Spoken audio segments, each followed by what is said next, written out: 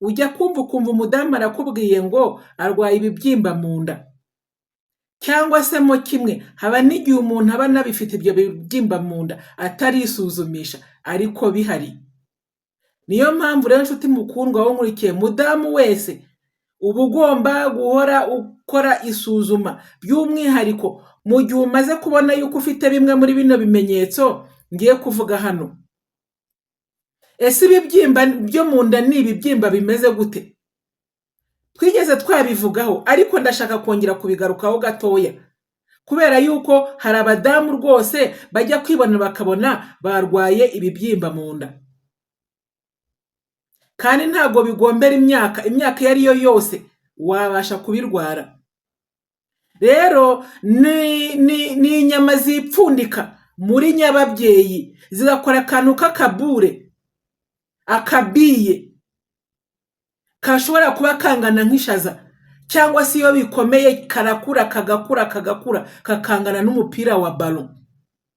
Ni hahandi rero umudamu ashobora kuba afite icyo kibyimba mu nda ukagira ngo aratwite kandi nyamara ntabwo atwite.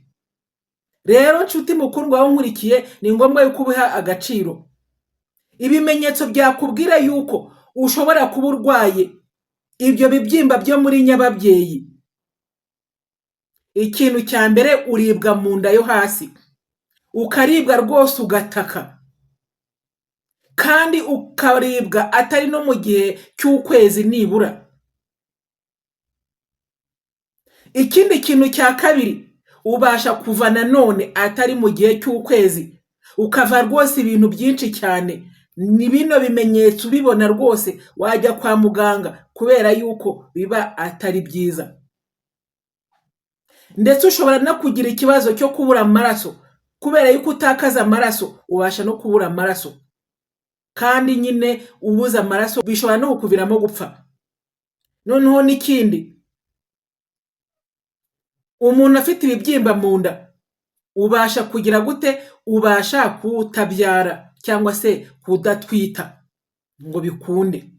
Rero niyo mpamvu umudamu ugomba guhora wigenzura, by'umwihariko ukibona uburibwe bwo mu nda cyangwa se urimo kuva bidasanzwe, ihutire kwa muganga. Tugiye kureba hamwe noneho rero ibiribwa mu gihe rwose utangiye kuribwa mu nda, cyangwa se wanisuzumishije bakakubwira yuko urwaye.